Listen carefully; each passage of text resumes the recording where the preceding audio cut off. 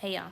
So first what I want to talk about is I went to a church conference last weekend, Every Nations Church Conference in Jacksonville, and it was so good.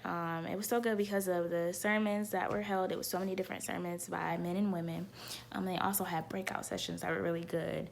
And so before I get into what I was going to talk about, I wanted to mention how one of the sermons that stuck with me by one of the women that were preaching to the group.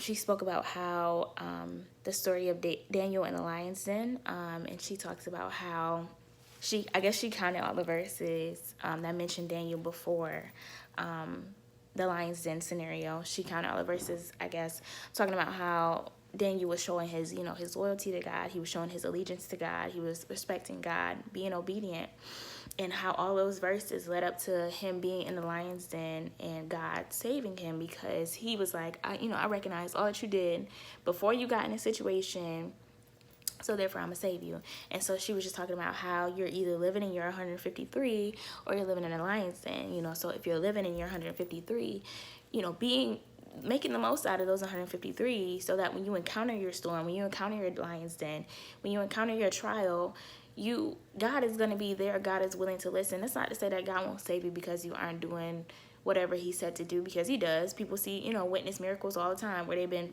backsliding or just never followed God to begin with, and then he saves them. Because remember, he saved us all by his grace.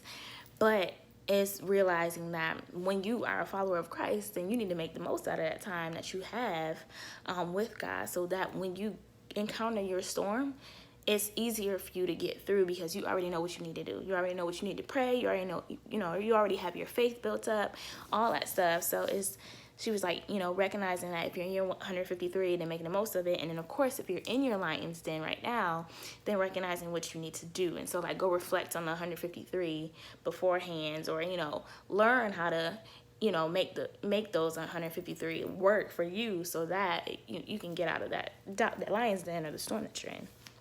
So anyway, that was a really good sermon that I heard.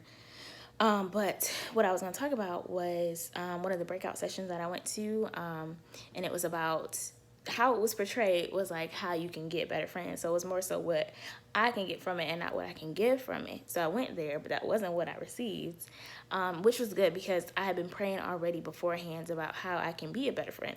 Although I went to this thing looking to how to get better friends, I had already had in my heart that I wanted to learn how to be a better friend, like a better godly friend, because I pride myself on, worldly things, like, oh yeah, I'm supportive of my friends. I try to make my friends' life fun, make them laugh, like stuff like that.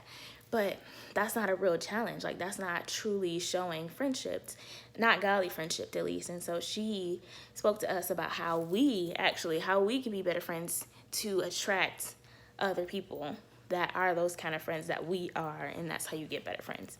And she just basically spoke about these. She gave us a little handout of verses, and I'll put them all in the description box below, of verses. And the whole list was, loving one another, John 13:34, praying for one another, James 5:16, forgiving one another, Colossians 3:13, bearing with one another, Galatians 6:2, accepting one another, Romans 15:7, Galatians 5:13, serving one another, speak truth to one another, Ephesians 4:25, being hospitable to one another, 1 Peter 4:9, and then being at peace with one another, Mark 9:50. And so the ones that really, really stuck with me, and that I felt like I don't do as much as the other ones, is like Galatians 6:2, bearing with one another.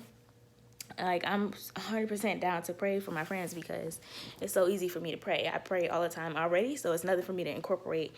Yeah, guys, cover this person too, whatever. It's nothing for me to put that into my prayer. So I don't feel like that's a challenge for me, or really showing my allegiance to them and showing that I'm really suffering with them. And so bearing one another, like it says in Galatians 6:2, means to carry your friends' burdens. And that's showing true friendship. That's showing true sacrifice.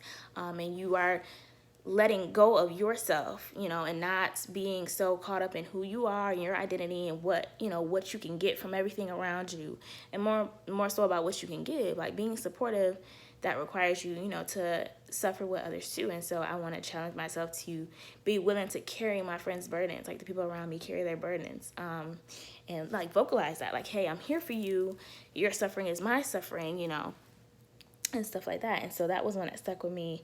Another one was serving one another, Galatians 5:13. That's been something that I've been hearing through different mediums from my pastor and other pastors as well.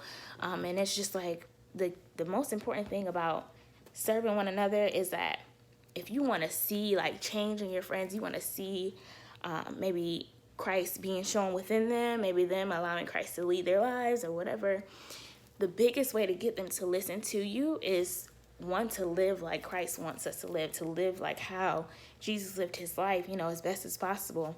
And it's allow God to shine through you. And so one of the main things Jesus did is serve everybody else around him.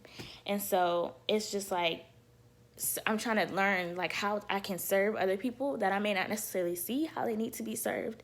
And I'm just asking God to show me, like, how can I serve the people around me to get them to realize that I'm truly there for them. I truly care about them. I truly want to see that change in them. So that's a big thing, learning how to serve one another so you can see that change that you're looking for. You can see Christ shine through them, like how Paul talked about with the, how he talked in, what was it, Galatians? Yeah, he was talking to the Galatians about how he was like, what was it? My dear child, for whom I am again in the pains of childbirth until Christ is formed in you. And like he wanted to see Christ shine through them just like Christ was shining through him. And that pain that he felt while waiting for that to happen is how we all feel as Christ followers when we want to see our friends make that change. We want to see our friends make that shift and allow God to make that shift in their lives and to lead them if you really want to feel like you really want to make a change, you really want to see something happen, you have to learn how to serve them. And so like that's my prayer. I've been praying for God to show me how to serve my friends. And so that was another good one. Ephesians 4:25, or speak truth to one another. I don't have a problem with being honest with people. I don't have a problem with speaking my mind and stuff. But I think this scripture really hit me because it was thinking about how we are all one body, like we're all one body. And so when one of us, falls into falsehood, or one of us loses our way or whatever, that's just like us, allowing the finger to be infected or the toe to be infected or the hand to be infected or whatever, and how that infection spreads and it affects everybody else. And so same thing with like, fruit and stuff. One of the items go rotten and the rest of them will become rotten too. And so just thinking about how we all make up one body. And so when one person loses, we all lose. And so we should be more encouraged to want to speak truth to others and want to be there for others and want to love others and save each other so that we don't all lose in the end, because, we're all, infected or affected basically when we allow somebody else to lose themselves. So that's a big thing for me, seeking truth, not only because I want to keep it real or whatever, but also because I care about everybody else and how everybody else will be affected by allowing this person to, run astray. And so remembering to speak truth to people because of that. So those are all the ones that really stuck with me. But again, like I said, I'm going to put all of them in the description box. And the way to do all of these things, like the way to really showcase all these things to the people around you, is to live in that overflow that God gives you when he loves you so much. Like when he loves you and you allow God to fill you up, you are able to live in abundance. You don't live in scarcity. You don't feel like, oh, I can't give this person too much love because then I'm not going to have nothing. I can't give this girl a compliment because I'm not going to have somebody to compliment me. I can't be kind to this person because who's going to be kind to me? I'm losing out. I'm giving too much. I'm not gaining anything.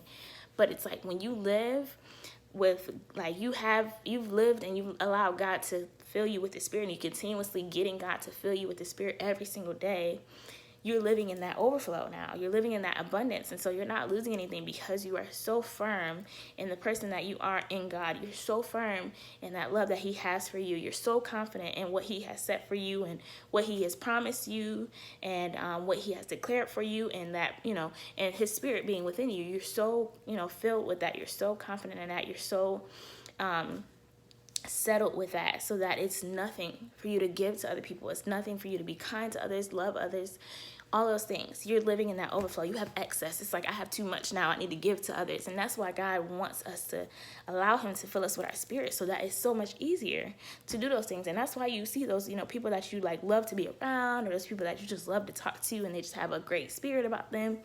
And it's because they're so filled up, with what God has given them, that they have so much that they just give it to everybody.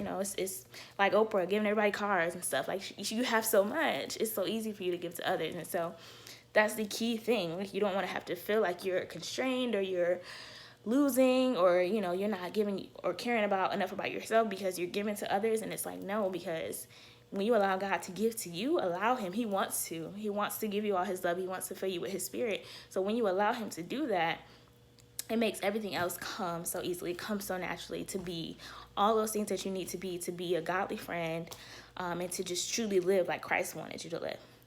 So anyway, this video was way longer than I planned it to be. But as always, subscribe, like the channel, share, whatever, all that good stuff.